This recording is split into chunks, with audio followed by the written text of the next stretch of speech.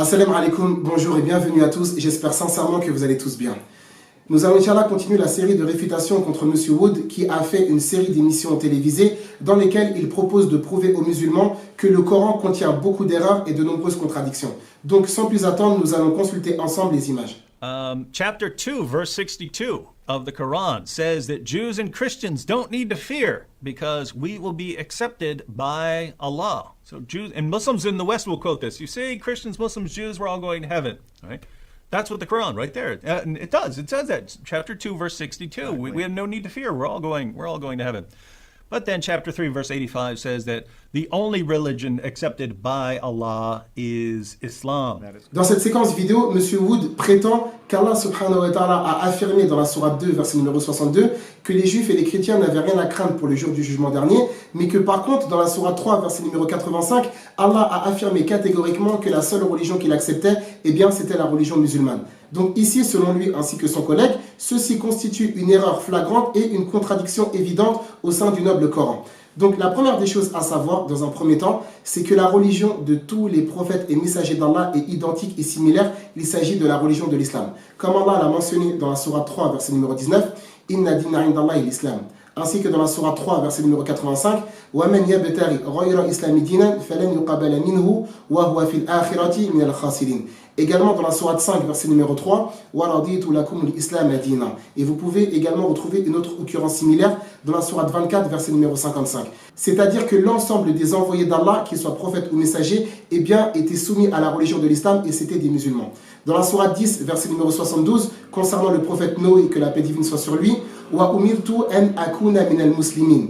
S'agissant de Abraham et son fils, dans la sourate 2, verset numéro 128, Rabbana waj'alna muslimayn laka wa min dhurriyyatina ummatan muslimatan lak.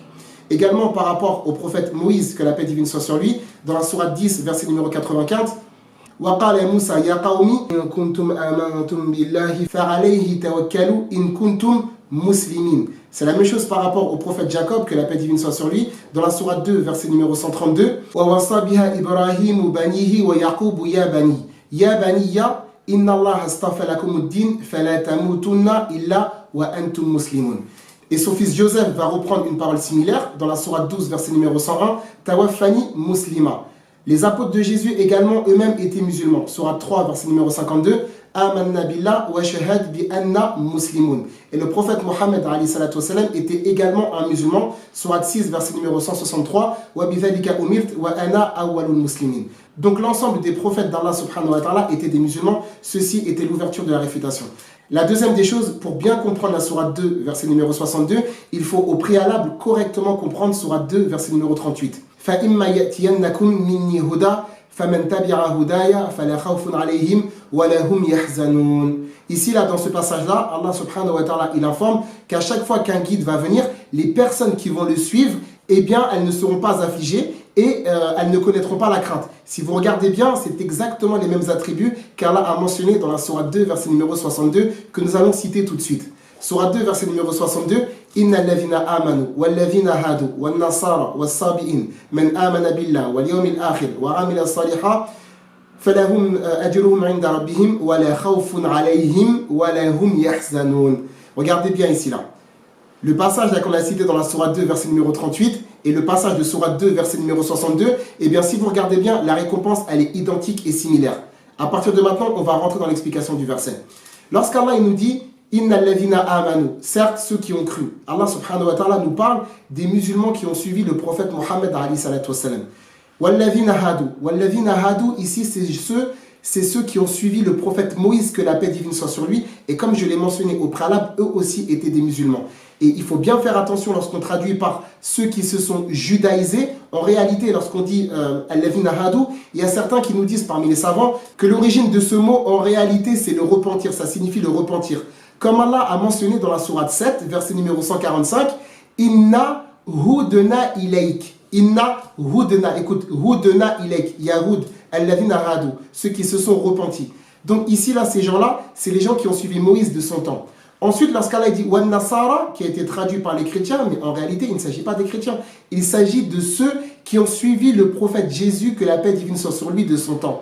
C'est la raison pour laquelle Jésus disait dans la Bible, dans le livre de Jean, chapitre 14, verset numéro 6, « Je suis le chemin, la vérité et la vie, nul ne va au Père sans passer par moi. » C'est la même chose que Pierre va reprendre dans Actes des Apôtres, chapitre 4, verset 12, lorsqu'il dit « Il n'y a de salut en aucun autre ». Mais ces deux versets ici, Jean 14, 6, ainsi que Actes des Apôtres 4, 12, en réalité, c'est un message qui est adressé aux Israélites. Ça veut dire que du temps de Jésus, que la paix divine soit sur lui, eh bien évidemment, effectivement, celui qui va suivre Jésus aura le pardon des péchés et pourra obtenir de la félicité et des plaisirs et des jouissances du paradis le jour de la résurrection. Mais sauf qu'ici, on ne parle pas des juifs et des chrétiens contemporains. On parle des gens qui ont suivi Moïse de son temps, ainsi que les gens qui ont suivi Jésus de son temps. C'est la raison pour laquelle ceux qui ont suivi Jésus et Moïse, eh bien, en réalité, ce sont nos frères en religion. Et c'est dans cet esprit-là qu'Allah dira, dans la sourate 59, verset numéro 10, « وَالَّذِينَ جَاءُوا مِنْ بَعْدِهِمْ يَقُولُونَ رَبَّنَا اغْفِرْ لَنَا وَلِإِخْوَانِنَا الَّذِينَ سَبَقُونَا بِالْإِيمَانِ » Dans ce verset-là rentrent les gens qui ont suivi Moïse et les gens qui ont suivi Jésus, que la paix divine soit sur l'ensemble de ces gens-là. La deuxième des choses, Monsieur Wood, c'est honteux de citer sourate 2 pour confirmer votre thèse. Pourquoi? Parce que dans la sourate 2, verset numéro 111, Allah il dit وَقَالُوا لَنْ يَدْخُلَ الْجَنَّةِ إِلَّا مَنْ كَانَ هُودًا أَوْ نَصَارَى تِلْكَ أَمَانِيُّهُمْ قُلْ هَاتُوا بُرْهَانَكُمْ إِنْ كُنْتُمْ صَادِقِينَ بَلَ مَنْ أَسْلَمَ celui qui s'est soumis à l'islam بَلَ مَنْ أَسْلَمَ وَجْهَهُ لِلَّهِ وَهُوَ مُحْسِنٌ فَلَهُ أَجْرُهُ عِنْدَ رَبِّهِ وَلَا خَوْفٌ عَلَيْهِمْ. Rappelez-vous ce qu'on a dit tout à l'heure, وَلَا خَوْفٌ عَلَيْهِمْ وَلَا هُمْ يَحْزَنُونَ. Pour qui? Pour celui qui s'est soumis à l'islam. Première chose. Deuxième des choses, Sourate 2, verset numéro 120. وَلَنْ تَرْضَ عَنْكَ الْيَهُودُ وَلَا النَّصَارَى حَتَّى تَتَّبِعَ مِلَّتَهُمْ قُلْ إِنَّ هُدَى اللَّهِ هُوَ الْهُدَى. C'est exactement la même chose dans la Sourate 2, verset numéro 135.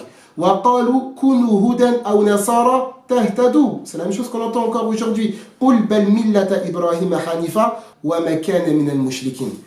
C'est pour ça maintenant regardez bien. Allah il nous dit non, mais plutôt la religion d'Ibrahim alayhi salatu wassalam. Quelle était sa religion? Toujours dans la même sourate, sourate 2, verset numéro 130. إِذْ قَالَ لَهُ رَبُّهُ أَسْلِمْ قَالَ أَسْلَمْتُ لِرَبِّ الْعَالَمِينَ. Je me soumets et je suis un musulman. Sourate 3, verset numéro 67. مَا كَانَ إِبْرَاهِيمُ يَهُودِيًّا وَلَا نَصْرَانِيًّا وَلَكِنْ كَانَ حَنِيفًا مُسْلِمًا وَمَا كَانَ مِنَ الْمُشْرِكِينَ. Et si vous regardez bien, toujours dans la sourate 2, verset numéro 140 cette fois-ci, Allah nous dit أَمْ تَقُولُونَ إِنَّ إِبْرَاهِيمَ وَإِسْمَاعِيلَ وَإِسْحَاقَ وَيَعْقُوبَ وَالْأَسْبَاطِ كَانُوا هُودًا أَوْ نَصَارَى. C'est la raison pour laquelle, juste un tout petit peu plus haut, sourate 2, verset numéro 137, فَإِنْ آمَنُوا بِمِثْلِ مَا آمَنْتُمْ بِهِ فَقَدِ اهْتَدَوْا. C'est la raison pour laquelle Allah subhanahu wa ta'ala, dans la sourate 3, verset numéro 20, nous dit وَقُلْ لِلَّذِينَ أُوتُوا الْكِتَابَ وَالْأُمِّيِّينَ أَأَسْلَمْتُمْ فَإِنْ أَسْلَمُوا فَقَدِ اهْتَدَوْا. Donc en résumé, la sourate 2, verset numéro 62, lorsque Allah nous parle, et ça c'est une erreur de traduction, lorsqu'on parle de ceux qui se sont judaïsés et les chrétiens, on ne parle pas des contemporains, on parle de ceux qui ont suivi Moïse et ceux qui ont suivi Jésus. Et étant donné que Moïse et Jésus étaient des prophètes musulmans, eh bien les gens qui les ont suivis étaient également des musulmans. C'est la raison pour laquelle Allah subhanahu wa ta'ala leur a garanti le succès le jour de la résurrection. Et justement ce passage-là n'est en aucun cas en contradiction avec Sourate 3, verset numéro 85.